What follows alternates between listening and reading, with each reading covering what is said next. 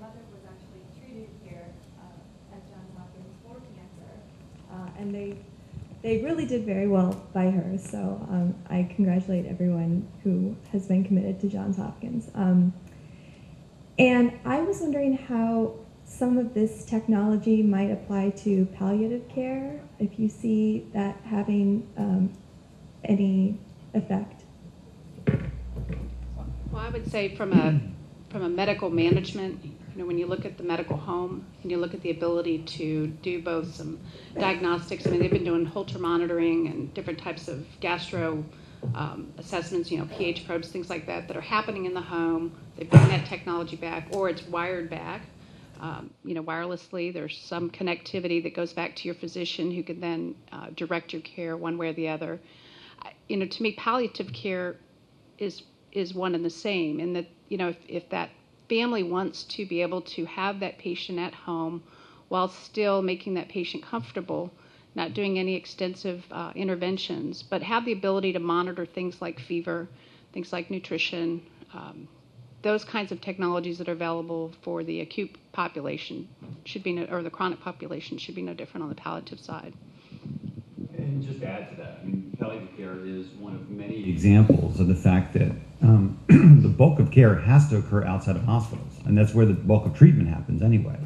And so how do we use technology to improve that? How do we improve communication among providers? How do we do, when we think of telemedicine, originally we've always thought about telemedicine being a doctor and a patient. But more and more we're thinking of telemedicine as just connecting people who are care providers are involved in care together. So how does a family member do a remote visit for someone who's getting care? How do you enable that? How do you enable providers to coordinate with each other? Can you also get better levels of care out in the community with, I'd say, lesser trained staff, but with technology enablement? You send someone out with a tablet with a reasonable amount of training. Can they do more things in the home than requiring a patient to come back into the hospital for some basic things? So I think that's an area of innovation that we're seeing across the board, from palliative care to home health to rehab and other areas, which is critically important. I would agree, and we really do need to, it's a great question, and I think it really speaks to the heart of the issue that we face in health information technology, which is with all the data, again, that sort of data tsunami that we're dealing with, we've really lost the ability to tell the patient's story, whether in the electronic record or, for that matter, the paper record. We're so checklist dependent, regulatory dependent upon getting data, that we've lost the story. And oftentimes the story would include the patient's end-of-life wishes or wishes for what they see as a reasonable outcome. I'd point you to Atul Gawande, who's a physician from Brigham and Women's Hospital, who wrote a New York Times article called Letting Go, which talks about how physicians, nurses, and the members of the healthcare team really aren't well prepared during their academic preparation for addressing end-of-life issues, and that we spend an exorbitant amount of money addressing end-of-life care when it really isn't necessary for some patients. So I think the role that technology can play can be to help clinicians and patients and family members have that conversation around what the outcomes of care are that they're seeking to have. And it's not always those outcomes that the clinicians might assume otherwise. And then using electronic records to document what those wishes of the patients and family members are so that care can be delivered effectively. And just a follow-up that kind of takes me back when my youngest son spent a lot of time in the NICU, and when we got home, he had a feeding tube. We actually used an iron lung for 7 years at home. We had all kinds of home care, physical therapy, nursing supplies, etc. Every time we had to go to the hospital, guess what? All those orders get canceled.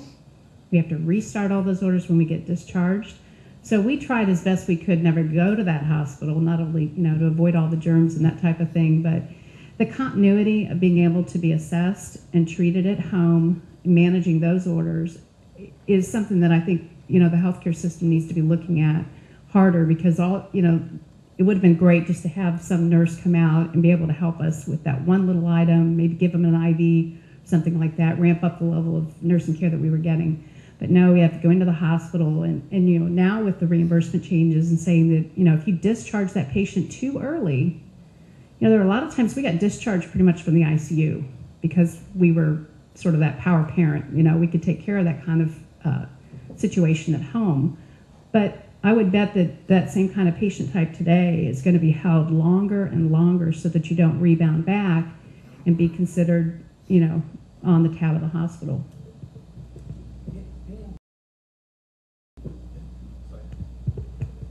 Being that we're looking for the care to be kind of extended out to the home, and many homes don't have technology, they're not, say technology ready. Is there anything in policy or reimbursement that's looking to fill that financial need of the home so that care can be extended for preventative, the electronic scales, letting them know if a CHF patient is gained 3 pounds, is that sort of thing? Yeah, so it was interesting, and Carrie had a point that's coming up about another issue. Tell me if you need to jump in now or... Go for it. Oh, yeah, I'll go for it then. Thank you for that. And then I'll go right back to you. You know, in the past, there was really not a lot of incentive for physicians or hospitals to do a whole lot helping families deal with those kind of issues. But again, as we move toward payment for outcomes, suddenly how well people do outside the hospital is important. And Lisa brought up the point of, like, we may wind up keeping patients longer in order to make sure they don't get readmitted. That's not, ultimately can't happen. It's unsustainable financially. We have to find new ways of doing remote monitoring. And in the past, there was no incentive for physicians to do that, and insurance companies wouldn't pay for it either. But if doctors and hospitals are paid for how well patients do at 30 days, at 6 months, at a year, something that makes sense. And remote monitoring is around. Runners in the audience? Any runners? Big runners? Okay. What do you got? You got a chip? You got a watch? What do you got? You got a chip. Okay. And who's got a watch or a phone app for it? Over there. So you have satellites from space monitoring your exercise remotely, right? We have the ability to do these things. Can you hold the mic for half a second? So. There we go. So I have a little thing on my wrist which monitors my activity, how much I move around, how much I run, how many steps I take, how many calories I burn. And what's important about this is, do you like exercising? No, you don't. No one really, but do you share your runs with your friends on Facebook? No, do you? No. Anyone share their exercise with their friends? There we go. And so it's not that you enjoy exercise, you enjoy the moral superiority over your friends. And what's key about that, if you look at other industries, what they found is that, you know, if you help people set goals and they'll like you to start meeting them. If you give them feedback against that and make it automatic, right? So if I can track my running, if I can track my exercise, it makes it easier for me to do that. Interestingly, if you make it social, people are actually 10 times more likely to reach their goals. So it's not that I like exercise. I'm shamed into exercising by this band on my wrist, because if I don't, my friends will know that I'm not exercising. And so when you think about it, we've got these technologies. So if you have a hip replacement or knee replacement, and you get discharged from the hospital, all of a sudden there's an incentive for physicians to slap one of these things on your wrist and say, you know, here's your program. Here are the other people who also got discharged. Let's get together, make sure you know who's doing what. And guess what? If Bob is not exercising, his friends will know it, and guess what? Maybe a nurse will call him up. So suddenly there's incentive to do these kind of things, embrace these kind of technologies that allow us to make this work. I mean, the struggle, of course, is that it relies on devices, it relies on broadband, and it relies on the ability for this communication to happen. And I think there are struggles in that area, if I may ask you about that. Why, yes, Dr. Greenspan, there are.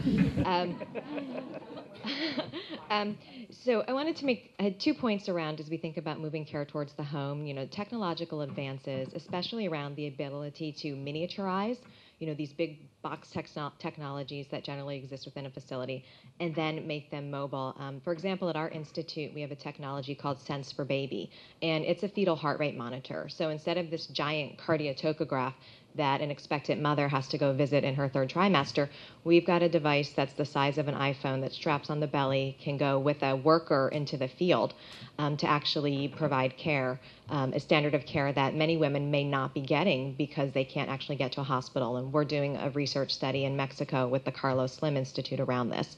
But to address your question around, policy efforts to, how do you make that home ready? What about people who just don't have internet, there's no connectivity, no affordability? The FCC actually has a fund. It's called the Universal Service Fund. If you look on your phone bill, you'll see a USF charge. It's about $7 to $8 billion that is designed to help meet, and they're modernizing this program, but it's about filling the communications gap. So it's focused on broadband, and there is a program about $1.3 billion for low-income individuals. There's a program for schools and libraries. There's a program for rural and hard-to-reach areas. That's about half the fund. And there's a rural healthcare program. So there are some federal investments, but you have to know that they exist and how to find them and how to apply for them. And we all know government applications are very easy and straightforward. And then, more than just that, even if your home has the connectivity, you have to have the understanding of how to make these things work together. The thought of my, 75-year-old father figuring out a wireless weight scale and maybe some blood pressure cuff and a pulse oximeter, he doesn't even text message, right? So, that he's going to go to, maybe Best Buy and, figure this out, so we actually need the resources to get over the education and then help folks not just have the infrastructure in place, but adopt and implement the technologies in a way that they'll be successful. And there have been a lot of private sector initiatives and emphasis on this. All the large payers have their incentives aligned around this, keeping people well and healthy. So large companies, I don't work for a consultancy, so I can name large companies. Things like United Healthcare care a lot about telemedicine and reaching the patient in the home. Aetna, Cigna, all of these places are, working on pilots. There was a pilot actually between a health system in New Jersey and Best Buy saying, we have seniors who we'd like to have these remote monitoring devices in their home. What can we do? And they actually got good clinical and financial outcomes. So there's pockets of activity, but I agree it would be beneficial if there were a more holistic approach. The type of care you get shouldn't depend on where within this country you live and who you know. I have a question. My law firm here is very interested in wireless sensing. Oh, thank you very much. And biometrics in two areas. One, looking at atrial fibrillation and the proclivity for stroke. And then number two, looking at end-stage renal disease, but most notably diabetes and hypertension. I saw with where the M-Health Task Force, and I was you're on that. talking about exactly. You all have a recommendation, I think, within the next 4 to 6 years to try to get these things paid for. Where do you see this type of thing going, specifically looking at things that cost society tremendous amounts of dollars? I think dialysis now is what, 24, 25 billion per year. That can bankrupt a society. Clearly, we've got to get these things on board. Is there a way to fast forward that? I agree. You're speaking my language. That's one thing that we focus a lot on, and the struggle is the business model. But the good news is that the business models are changing, and hope is coming from all corners. I think that within the Center for Medicare and Medicaid Innovation, CMMI, we have a lot of experiment around payment models. The problem is that it's going to take some time for these things to play out and be evaluated. We also have some philosophical differences in this country around, who should pay for healthcare. Is it me? Is it my employer? Is it society at large? It's so fragmented, it's very much a pass the buck kind of system. So again, this is an area where I think we can start to see targeted solutions. So the fact that you are looking at very specific disease states, it's about building a coalition for things to